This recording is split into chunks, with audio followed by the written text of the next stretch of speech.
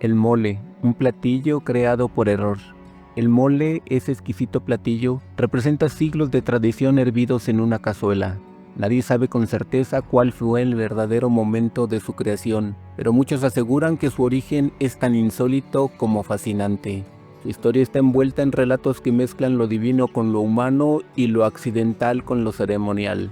Algunos aseguran que simplemente fue producto de un error feliz, otros que fue creado gracias a la intervención divina, y otros más que fue inspirado por un santo bailando en la cocina. Y claro, no falta la versión que lo sitúa en tiempos prehispánicos, cuando era una ofrenda consagrada a los dioses. Pero hoy solo te voy a relatar cómo fue que el mole se originó por un accidente o error fortuito.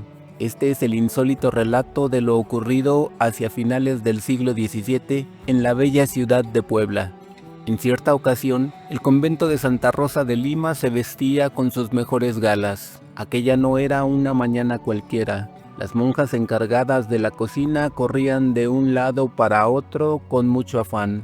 Al entrar a la cocina, lo primero que se percibía era una agradable mezcla de olores, a humo de leña, a chiles tostados y a cacao recién molido. La cocina era un espacio amplio, de muros gruesos de piedra y techos altos que permitían que el humo se disipara lentamente.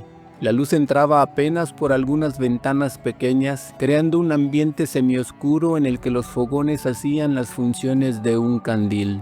En un rincón, varias monjas trabajaban arduamente, aunque en silencio, sobre grandes metates. Sus manos, con firmeza y paciencia, molían chiles secos hasta convertirlos en una pasta rojiza.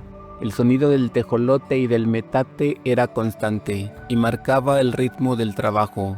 A un lado, los molcajetes de piedra guardaban semillas y especias que esperaban ser trituradas. Los fogones, construidos en piedra y alimentados con leña, sostenían enormes cazuelas de barro vidriado y ollas de cobre. El calor era intenso, y las monjas removían las mezclas con largas palas de madera. Los guajolotes recién sacrificados se cocinaban lentamente, mientras las salsas espesas burbujeaban, llenando el aire con aromas dulces y picantes. La despensa estaba muy bien surtida. Junto a los chiles y el maíz, había almendras, nueces, canela y clavo traídos de Europa. El pan duro se guardaba para espesar las salsas y el azúcar, todavía un lujo, se usaba con mucho cuidado. El ambiente era solemne. Las monjas trabajaban en silencio, aunque orando en sus mentes mientras mezclaban los ingredientes. Y en medio del humo, del silencio y de los aromas, se registró el instante en que nació el mole, una mezcla inesperada que se convirtió en leyenda. Aquel día, las monjas tenían que exponer lo mejor de sus conocimientos culinarios y preparar un exquisito platillo. ¿Por qué? Porque el obispo de Puebla, Manuel Fernández de Santa Cruz y Sahagún, era el anfitrión de su buen amigo, el virrey de la Nueva España, Tomás Antonio de la Cerda y Aragón, marqués de la Laguna y conde consorte de Paredes. Y tenía que agasajarlo y granjearse su favor por una razón muy sencilla. El obispado de Puebla necesitaba una gran cantidad de dinero para llevar a cabo las remodelaciones y la ampliación de la catedral local. Y su mejor idea fue la de ofrecerle un banquete memorable. Así que todo dependía de ese banquete. En la cocina los trabajos eran ordenados y supervisados en profundo silencio por Sor Andrea de la Asunción. Tal vez te preguntes por qué te digo que en profundo silencio.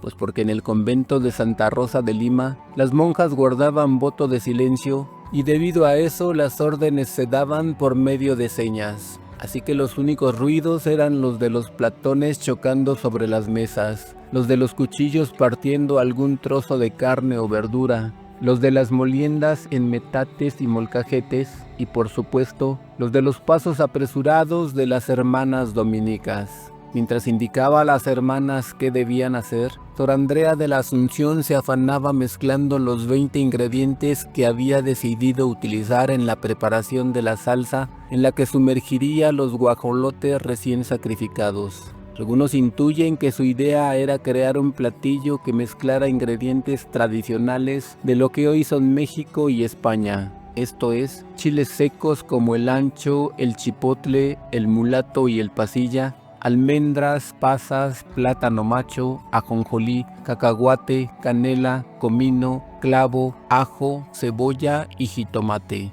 Después de depositar todos los ingredientes en la olla de barro, Sor Andrea dejó que la salsa hirviera durante varios minutos hasta que el platillo estuviera en su punto. Luego, no sin cierta ansiedad, se dispuso a probar su creación. Para ello, tomó un cucharón de madera, lo metió en la salsa, la meneó, sacó una pequeña porción, se la acercó a los labios y sorbió parte de su contenido. El platillo era delicioso, pero no exquisito. Al realizar todas esas maniobras, Sor Andrea traía un gran pedazo de chocolate, con el cual prepararía el postre que disfrutarían el obispo y el virrey. Así que, de manera inesperada, inmediatamente después de que probó su creación, se escuchó un aparatoso grito de Sor María del Carmen, la Madre Superiora, quien, además de romper su voto de silencio, asustó a todas las hermanas, incluida Sor Andrea de la Asunción. El caso es que, debido al tremendo susto que le pegó la Madre Superiora, Sor Andrea dejó caer el gran pedazo de chocolate dentro de la olla de barro en la que continuaba hirviendo el guiso que había preparado. ¿Y qué fue lo que dijo Sor María del Carmen? Se supone que algo así como ¡qué olor tan delicioso! Y sí debió serlo, ya que le provocó romper su voto de silencio. Al parecer, la primera reacción de Sor Andrea fue la de sacar de la olla el pedazo de chocolate. Pero es claro que ese intento sería en vano, pues la preparación estaba hirviendo y el chocolate ya se había derretido. Así que, sin mencionar ese pequeño accidente o error, como le han llamado algunos, Sor Andrea dejó que la Madre Superiora probara el platillo tal y como había quedado, es decir, con el chocolate como último ingrediente. Y por supuesto que la reacción de Sor María del Carmen fue extraordinaria. Como ya había quebrantado su voto de silencio, no tuvo reparo en asegurar que jamás había probado un platillo tan excelso, tan exquisito, al que dieron el nombre de mole. Se supone que para completar la obra maestra y para que no cayera de peso en el estómago, ambas monjas decidieron agregarle otros 2 ingredientes, una pizca de anís y un pedazo de tortilla quemada.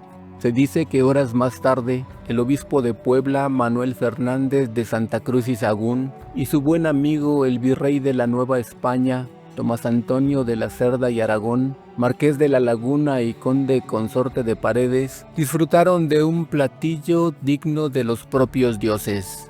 Lo que no se tiene muy claro es si el virrey le entregó al obispo el dinero para llevar a cabo las remodelaciones y la ampliación de la catedral poblana. Pero eso es lo de menos, ya que a partir de entonces, el mole se convirtió en un platillo festivo, que no puede faltar en bodas, bautizos y celebraciones familiares. Es el invitado de honor en las mesas mexicanas y su preparación sigue siendo un acto de paciencia y de respeto por una tradición centenaria surgida de un pequeño accidente o error, como suele mencionarse. Si te gustó este video, por favor compártelo. Si le das me gusta y te suscribes a mi canal, me ayudas a crear más contenido. Muchas gracias.